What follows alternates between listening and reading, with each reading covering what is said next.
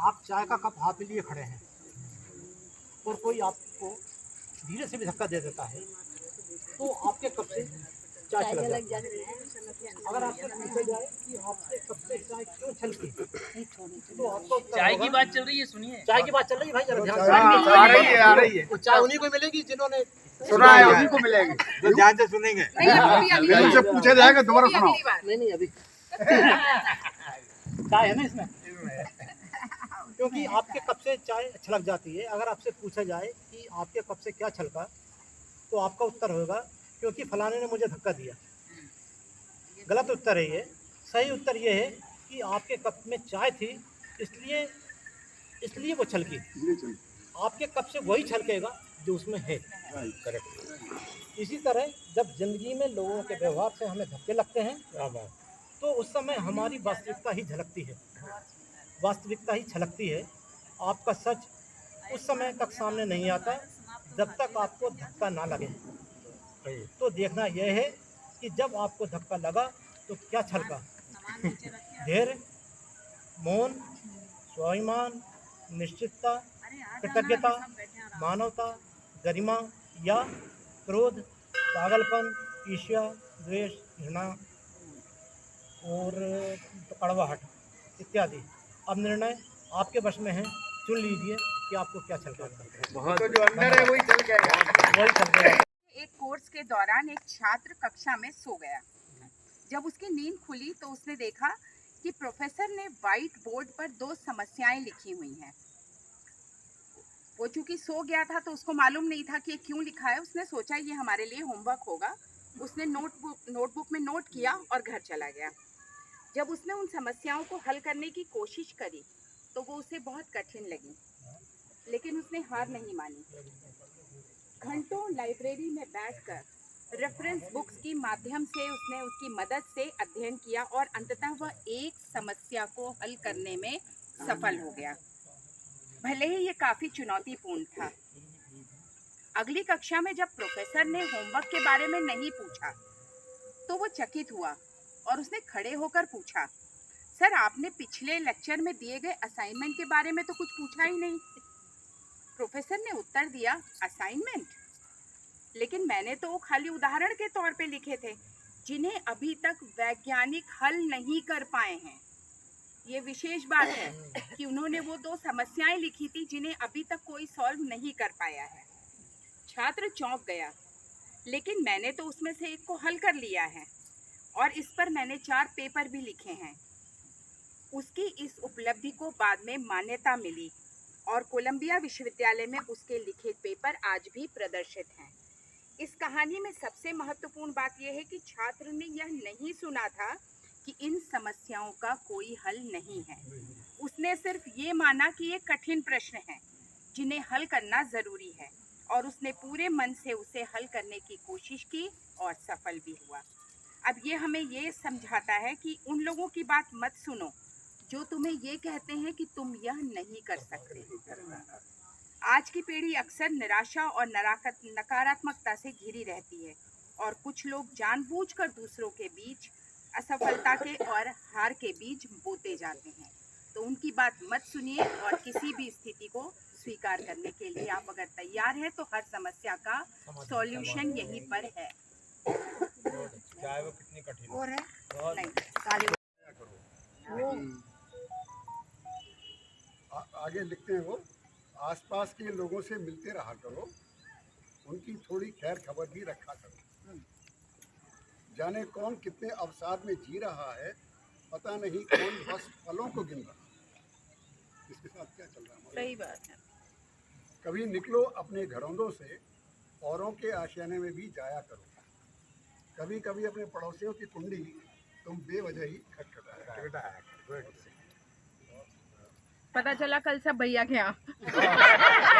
अब कुंडी तो खटखटाओ, हम देखेंगे खीर है क्या। मैं आपसे चेक कर रहा हूँ।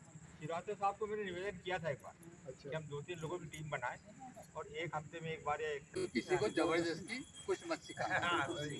बबुओं में दिखाने, चाहे तुम सही क्यों ना हो, चाहे तुम सही क्यों ना हो, याद रखना यह बात लोगों को चुभती है।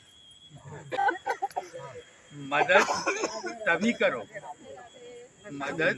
करो जब कोई खुद मांगे। किसी पर अपने विचार मत थोपो। अपने आत्मीय जन को हर सुख से बचाने की कोशिश मत करो।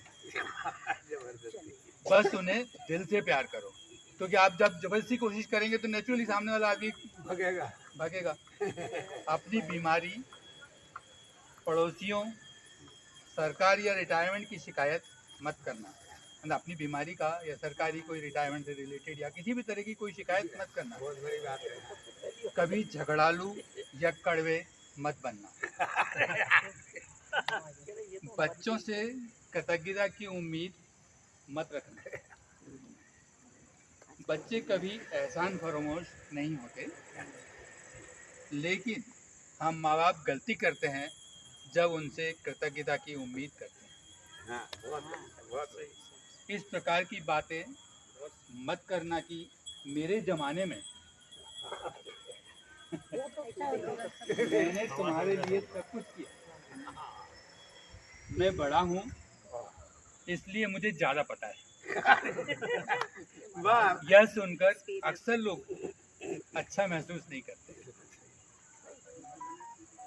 अपना पैसा, उम्र छिपाने की दवाइयों या इलाज पर मत गंवाना। इससे अच्छा तो उसे किसी सफ़र, सैर सपाटे पर खर्च करना। हमेशा वक्त के साथ रहना, नई चीज़ें सीखो, समाचार पढ़ो, नई तकनीक को समझो, खुद को कुचलने मत दो। यह जिंदगी को रोमांचक बना देगा। चांदनी बिखरे धरा पे जैसे रजत जाल कोई बुन गया हो।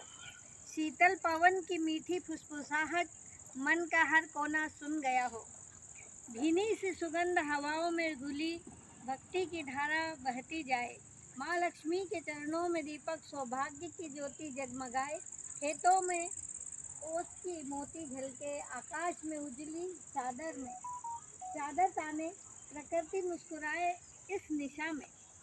जग सारा जैसे सपनों में खो जाए। शरद की ये पूर्णिमा निराली शीतलता के संग प्रेम लुटाए। हर दिल में शांति का दीप जले, सुख संपदा हर द्वार द्वार आए और सभी स्वस्थ और खुश रहें। और कहता है कि रिटायर्ड दोस्त शरारती नहीं होते। एक व्हाट्सएप ग्रुप के सदस्यों ने दोपहर के भोजन पर मिलने का फैसला किया। इस ग्रुप के सभी सदस्य रिटायर हो चुके थे। उस ग्रुप के सभी लोग 15 लोग मिले और अच्छा भोजन खाया और बाद में मिठाई भी खाई और बिल आ गया। उस ग्रुप भुगतान के लिए सभी 15 लोग बिल हासिल करने के लिए पहुंचे। सभी लोग इकट्ठा वहाँ पहुँच गए। बिल लेने के लिए लड़ रहे थे। सभी के साथ एक साथ दृश्य निर्मित हो गया। होटल प्रबंधक ने देखा और बिल का भुगतान करने के लिए प्रत्येक के प्यार और अच्छे इरादे की सराहना की। अंत में 15 में से किसी एक ने कहा बिल का भुगतान किया जाना है, लेकिन हर कोई इसका भुगतान करना चाहता है। कोई नहीं चाहता कि दूसरा भुगतान करे, इसलिए हम एक दौड़ का आयोजन करेंगे। कोई नहीं चाहता कि दूसरा भुगतान करे, इसलिए हम एक दौड़ का आयोजन करेंगे। सभी को होटल परिसर का एक चक्कर लगाना होगा और जो भी पहले काउंटर पहुंचेगा उसका भुगतान करेगा। सब जल्दी 3 दिन हो गए, कोई नहीं भुगतान करने के इच्छुक एक सभ्य और उदार समूह को देखकर प्रबंधक चकित हो गया। कोई नहीं पूछेगा। मैनेजर ने कहा कि वो सिटी बजा रहा है और सभी होटल के आसपास दौड़ सकते हैं। जो भी पहले आएगा वो बिल का भुगतान करेगा। अगला दिन आज तीसरा 5 दिन हो गए और अभी तक कोई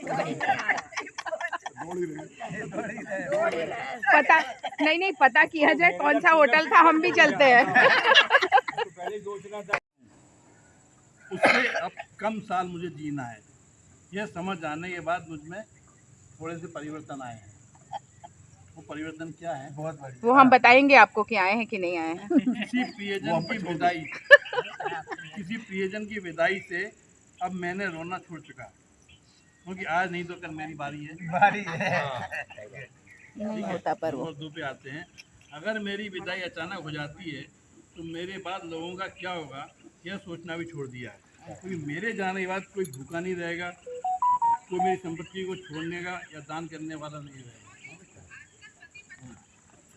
सामने वाले व्यक्ति के पैसे, पावर और पोजीशन से अब मैं विचलित नहीं होता हूँ।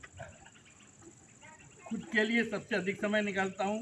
मान लिया है कि दुनिया मेरे कंधों पर टिकी नहीं है, मेरे बिना कुछ रुकने वाला भी नहीं है। सही बात है, बहुत बड़ा सच। छोटे व्यापारियों और फेरी वालों के साथ मोल भाव करना बंद कर दिया है। कभी कभी जानता हूँ कि मैं ठगा जा रहा हूँ, फिर भी हंस हंस से ठग लेता हूँ।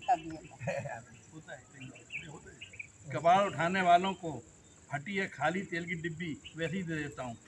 25-50 रुपये खर्च करता हूँ जब उनके चेहरे पर लाखों मिलने वाली खुशी देखता हूँ और खुश हो जाता हूँ। सड़क पर व्यापार करने वालों से कभी बेकार की चीज़ें वैसे ही खरीद लेता हूँ। बुजुर्गों और बच्चों की एक ही बात कितनी बार सुन लेता हूँ, कहने की आदत छोड़ दी है कि उन्होंने यह बात कई बार कह चुकी है। गलत व्यक्ति के साथ बहस करने की बजाय मानसिक शांति बनाए रखना ज़्यादा पसंद करता हूँ। लोगों के अच्छे काम या विचारों की खुले दिल से प्रशंसा करता हूँ। ऐसा करने से मिलने वाले आनंद का मैं अकेला मजा लेता हूँ।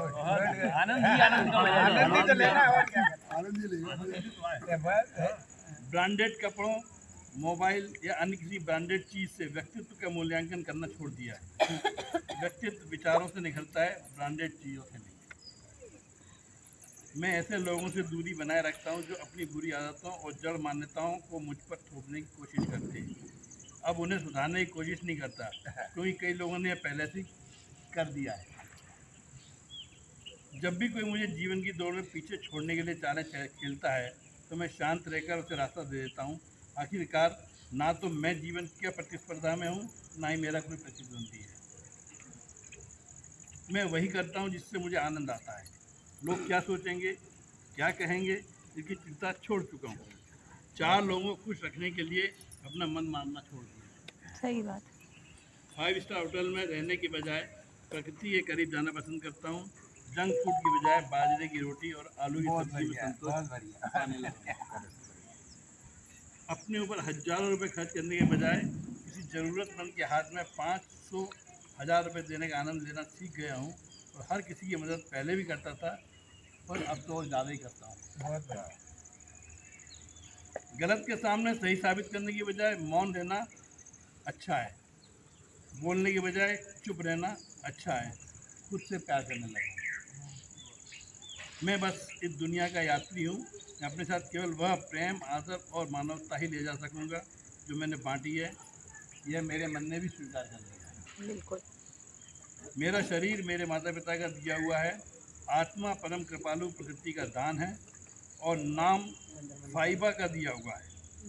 जब मेरा अपना कुछ भी नहीं है तो लाभ हानि का क्या होना। अपनी सभी प्रकार की कठिनाइयों का दुख लोगों को कहना छोड़ दिया है, क्योंकि मुझे समझ में आ गया है कि जो समझता है उसे कहना नहीं पड़ता, और जिसे कहना पड़ता है वो समझता ही नहीं। अब अपने आनंद में ही मस्त रहता हूँ, क्योंकि मेरे किसी भी सुख या दुख के लिए केवल मैं ही जिम्मेदार हूँ। यह मैं जान चुका हूँ। हर पल को जीना सीख गया हूँ, क्योंकि अब समझ में आ गया कि जीवन बहुत ही अमूल्य है। यहाँ कुछ भी स्थायी नहीं है, कुछ भी कभी भी हो सकता है। ये दिन भी बीत जाएगा, कल नहीं आने वाला। आंतरिक आनंद के लिए मानव सेवा, जीव दया, प्रकृति की सेवा में डूब गया हूँ। मुझे समझ आ गया है कि अनंत का मार्ग इन्हीं से मिलता है। प्रकृति और देवी देवताओं की गोद में रहने लगा हूँ। मुझे समझ आ गया है कि अंत में इन्हीं की गोद में सोना है। कंधे पर हाथ रख, कभी किसी के कंधे पर हाथ रख, साथ होने का एहसास दिलाया करो। कभी बिन मतलब लोगों से बतियाया करो। किसी जज किए बस, किसी को जज बिना किए बस सुनते जाया करो। कोई क्या कह रहा है। कुछ टूटे मिलेंगे, कुछ रूठे मिलेंगे, जिंदगी से मायूस भी मिलेंगे, बस कुछ प्यारी सी उम्मीदें कभी उनके दिलों में जगाया करो। ऐसा ना हो फिर वक्त ही ना मिले। बड़ा सीरियस मामला हो गया। हाँ धीरे ऐसा ना हो कि फिर वक्त ही ना मिले और मुट्ठी की रेत की तरह लोग फिसलते रहे। सही है।